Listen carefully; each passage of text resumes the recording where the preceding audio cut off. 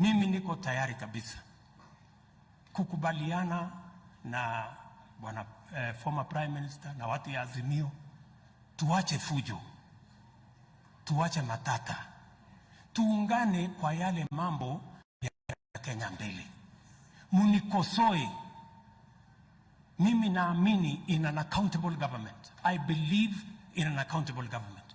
I have no problem with being held to account. I have no issue with criticism, and because it adds value to my decision making. That is why hata hawa mawaziri wangu, nimesema hawa mawaziri sasa wawe wanaenda bunge kujibu maswali, kwa sababu we want to be held to account.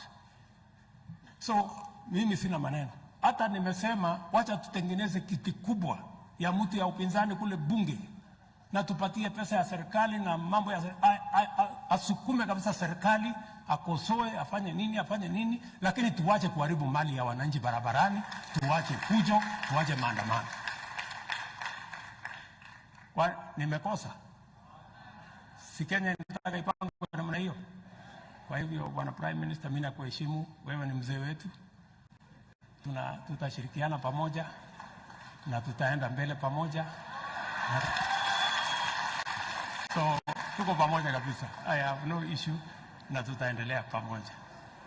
Kwa hivyo ndugu zangu, watu wa Nyandarua, naamini ya kwamba hii mazishi ya huyu mama wetu Elosi Mukami Kimathi ametupatia nafasi ya kusema ukweli.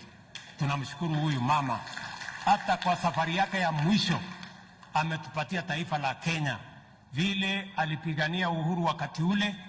Leo katika safari hii yake ya mwisho pia imekuwa nafasi mzuri ya kuambiana ukweli, ndio Kenya iweze kwenda mbele. Mimi nawashukuru sana, mwadhani ya muradhime. Mungu awabariki sana. Haya, rais tena kwa makofi. Asante sana Mheshimiwa Rais.